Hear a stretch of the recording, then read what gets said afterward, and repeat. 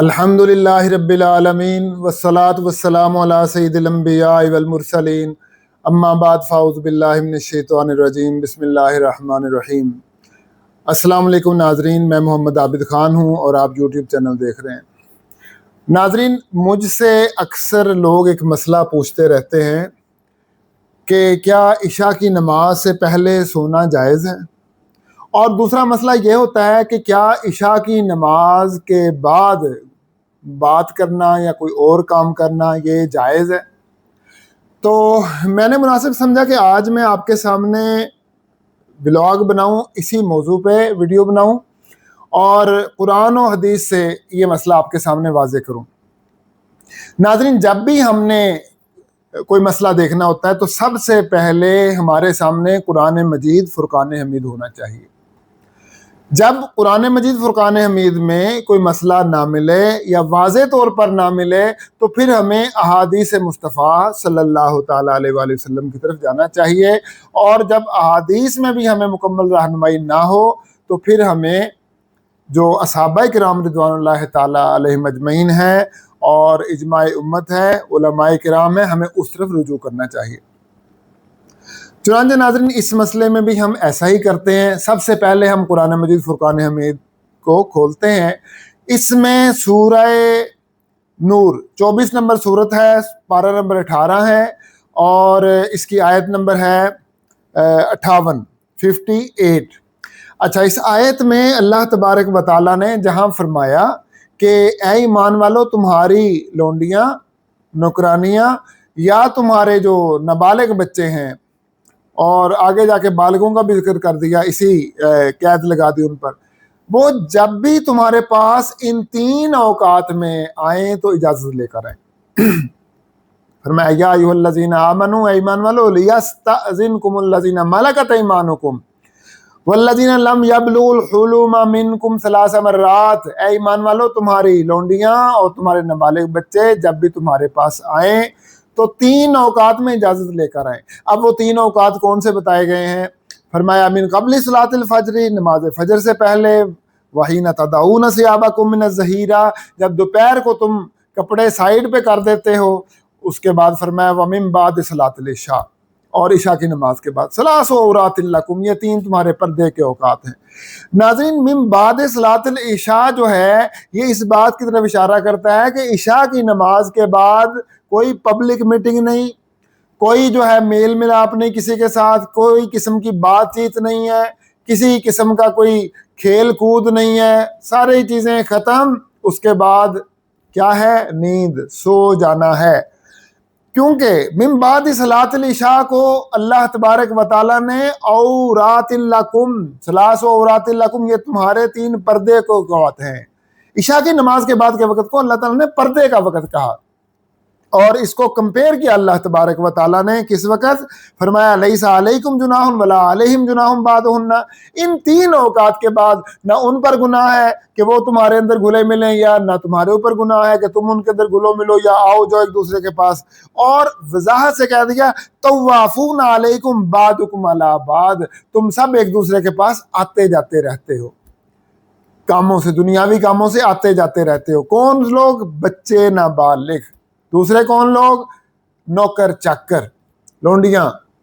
اب مطلب کیا ہوا اس آیت کریمہ کا کہ عشاء کے نماز کے بعد نہ کوئی نوکر چاکر اور نہ بچے، کسی کا تعلق نہیں۔ تو باتیں کس کے ساتھ ہوتی ہیں؟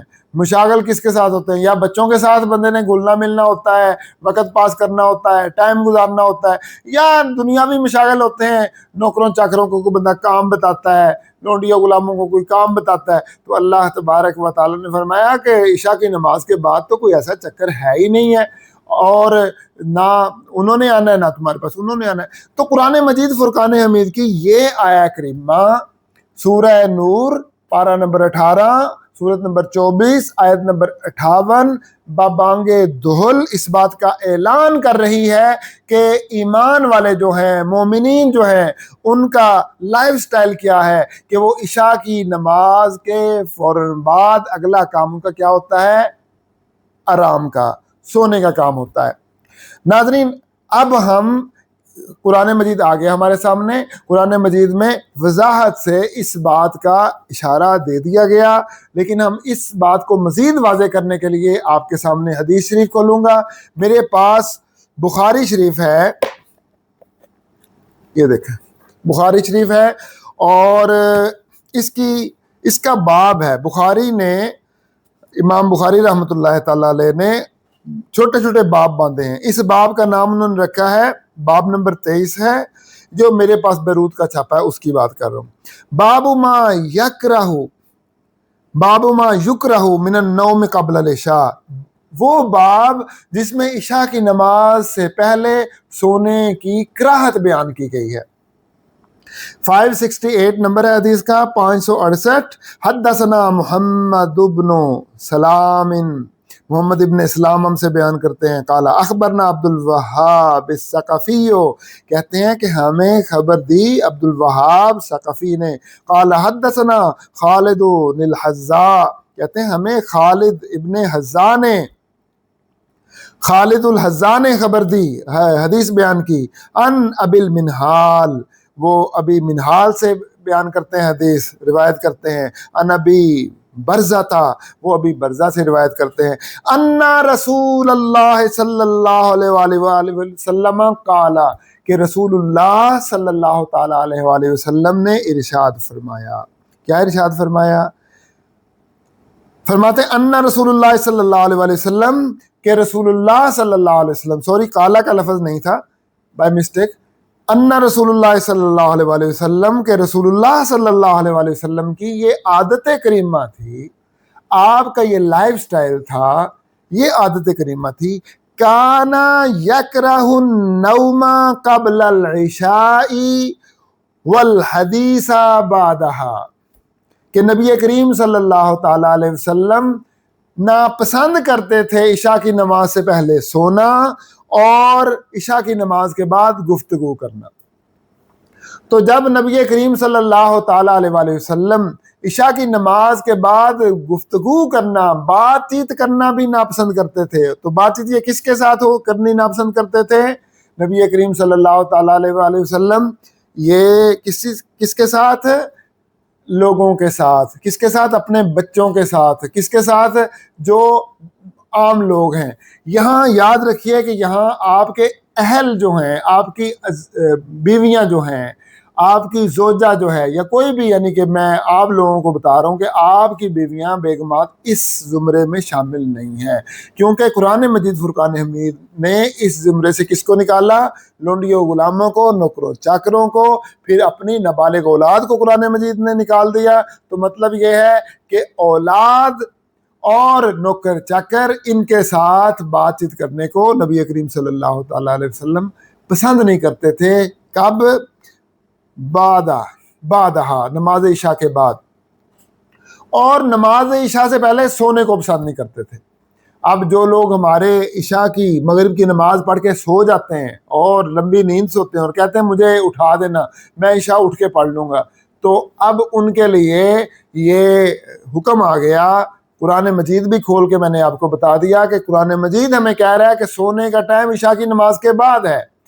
من بعد صلاۃ العشاء ثلاث عورات لکم، یہ تمہارے جو پردے کا وقت ہے وہ عشاء کی نماز کے بعد شروع ہوتا ہے، سونے کا وقت عشاء کی نماز کے بعد شروع ہوتا ہے۔ اور نبی کریم صلی اللہ تعالی علیہ وسلم نے بھی فرما دیا کہ جو عشاء کی نماز ہے اس سے پہلے سونا نبی کریم صلی اللہ تعالی علیہ وسلم کو ناپسند تھا، اور عشاء کی نماز کے بعد بات چیت کرنا نبی کریم صلی اللہ تعالی علیہ وسلم کو ناپسند تھا۔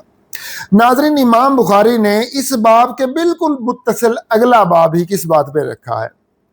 انہوں نے لکھا باب نمبر 24، باب النوم قبل العشاء لمن غلب، جس پر نیند غالب آ جائے اس کے لیے سونا جائز ہے عشاء کی نماز سے پہلے۔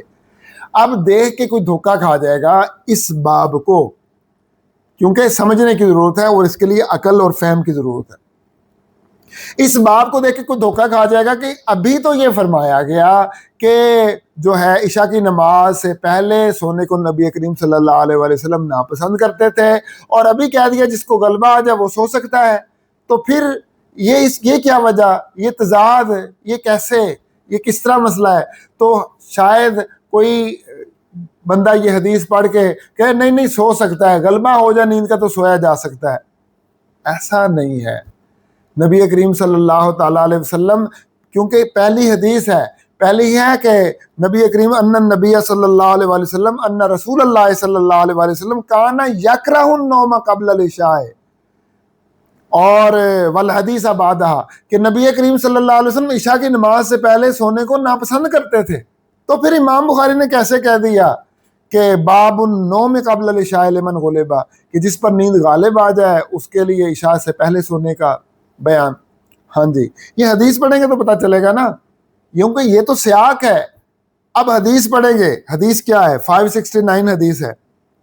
حدثنا ایوب ابن سلیمان، ہم سے حدیث بیان کی ایوب ابن سلیمان نے، قال حدثنی ابو بکر، کہتے ہیں کہ ہمیں حدیث بیان کی ابو بکر نے، عن سلیمان، وہ سلیمان سے روایت کرتے ہیں، قال وہ کہتے ہیں صالح ابن کیسان، کہ صالح ابن جو کیسان ہے، اخبرنی ابن شہاب، صالح ابن کیسان کہتے ہیں کہ ہمیں خبر دی، کس نے؟ ابن شہاب نے، ان عروہ تھا، وہ عروہ رضی اللہ تعالیٰ عنہ سے روایت کرتے ہیں، ان عائشہ تھا، یہ عروہ حضرت عائشہ صدیقہ رضی اللہ تعالیٰ عنہ کے بھانجے ہیں، حضرت زبیر رضی اللہ تعالیٰ عنہ کے یہ بیٹے ہیں۔ حضرت اسماء رضی اللہ تعالیٰ عنہ جو ہیں وہ حضرت زبیر رضی اللہ تعالیٰ عنہ کی زوجہ مطہرہ ہیں، اور حضرت عائشہ صدیقہ رضی اللہ تعالیٰ عنہ سے تقریباً 10 سال بڑی تھی۔ تو یہ عروہ جو ہیں یہ شاگرد ہیں حضرت عائشہ صدیقہ رضی اللہ تعالیٰ عنہ کے، انہوں نے حضرت عائشہ صدیقہ رضی اللہ تعالیٰ عنہ کی شاگردی کی، اور ان سے بہت ساری حدیثیں انہوں نے روایت کی۔ کہتے ہیں ان عائشہ رضی اللہ تعالیٰ عنہ قالت آتم رسول اللہ صلی اللہ علیہ وآلہ وسلم بالعشاء، نبی کریم صلی اللہ علیہ وآلہ وسلم نے عشاء کی نماز لیٹ کر دی، آتم دیر سے پڑھائی عشاء کی نماز، حتیٰ ناداہ عمر، حتیٰ کہ عمر فاروق رضی اللہ تعالیٰ عنہ جو تھے وہ پکارنے لگ پڑے، انہوں نے پکارا، انہوں نے آواز دی، الصلاۃ، نماز، نام النساء والصبیان، عورتیں اور بچے سو گئے، نام النساء والصبیان، عورتیں اور بچے سو گئے، فخرج، نبی کریم صلی اللہ علیہ وآلہ وسلم آپ باہر تشریف لائے، فقال، نبی کریم صلی اللہ علیہ وآلہ وسلم نے ارشاد فرمایا، ما ينتظرها احد من الارض غیرکم، پوری روئے زمین پر کوئی بندہ سوائے تمہارے نماز کا انتظار نہیں کر رہا، یعنی اے نماز عشاء کا انتظار کرنے والو، تم اتنے خوش نصیب ہو، اتنے خوش نصیب ہو کہ اس وقت پوری روئے زمین پر تمہارے علاوہ اور کوئی بندہ نماز عشاء کا انتظار نہیں کر رہا۔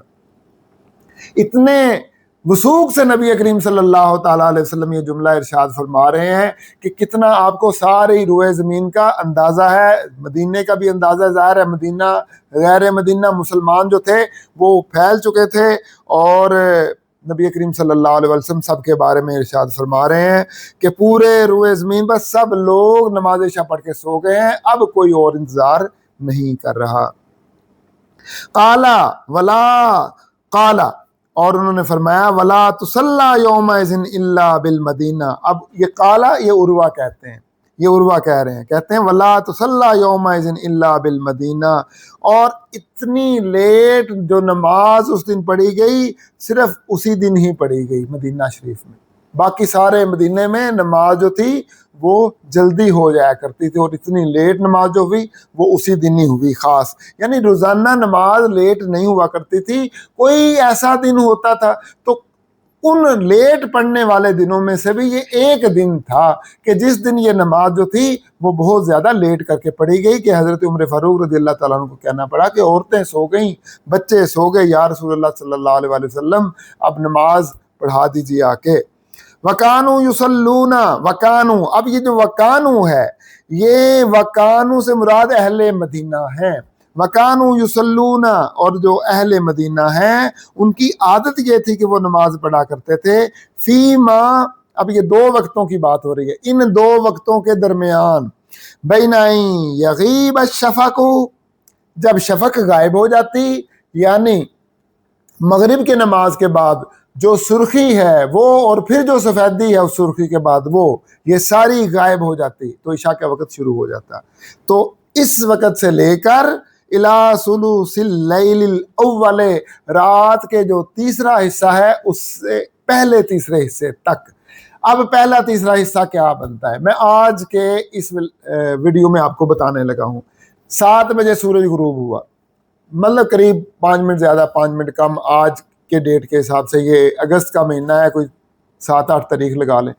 تو 7 بجے سورج غروب ہوا، 7 PM شام کے 7 بجے. اور صبح صادق کب ہے؟ 4 بجے. اندازن میں بتا رہا ہوں، 5 منٹ کم 5 منٹ زیادہ، اٹ از پاسبل.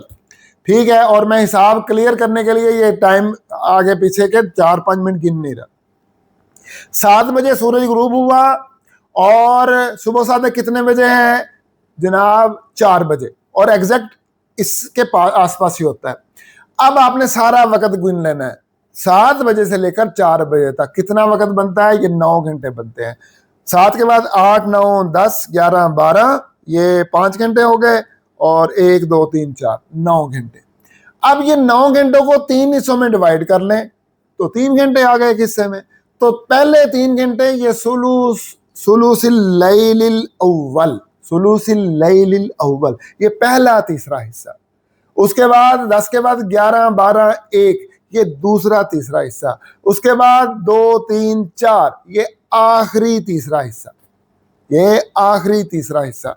تو جو ثلث اللیل الاول ہے، حضرت عائشہ صدیقہ رضی اللہ تعالیٰ عنہ فرماتی ہیں وَكَانُوا يُصَلُّونَ فِي مَا بَيْنَ أَن يَغِيبَ الشَّفَقُ إِلَى ثُلُثِ اللَّيْلِ الْأَوَّلِ، کہ مدینہ کے جو لوگ تھے ان کی عادت یہ تھی کہ وہ شفق غروب ہونے کے بعد، یعنی مغرب کے بعد جو سفیدی نمودار ہو جاتی ہے، وہ سفیدی غروب ہونے کے بعد رات کے جو پہلا تیسرا حصہ ہے اس پہلے تیسرے حصے تک. تو پہلا تیسرا حصہ میں نے بتا دیا 10 بجے. اب 7 بجے سورج غروب ہوا، دھیان سے سنیے گا، یہ میں عشاء کی نماز کا آپ کو وقت بتانے لگا ہوں اور مغرب کی نماز کا. 7 بجے سورج غروب ہوا، مغرب کا وقت سٹارٹ ہو گیا. اس کے بعد مغرب کا وقت سٹارٹ ہو گیا، اس کے بعد 1.5 گھنٹہ یہ مغرب کا وقت رہتا ہے. آپ دیکھیں پورے سال میں سوائے جون اور جولائی کے، یہ جو مغرب کا وقت ہے یہ 1.25 گھنٹہ 1.5 گھنٹہ، اس کے درمیان کچھ اوپر کچھ کم. تو آپ 1.5 گھنٹے کا ذہن میں اندازہ لگا لیں کہ 1.5 گھنٹے تک مغرب کا وقت ہے. ویسے تو نقشوں پہ آپ کو صحیح پتہ چل جائے گا. اب یہ 1.5 گھنٹہ نکالیں 7 بجے کے بعد، 8 ساڑھے 8 بجے آپ کا عشاء کی نماز کا وقت سٹارٹ ہو گیا. آپ تھوڑی احتیاط کر لیں، 8:30 کا بدلیں 8:40 کر لیں، تھوڑا مزید احتیاط کر لیں.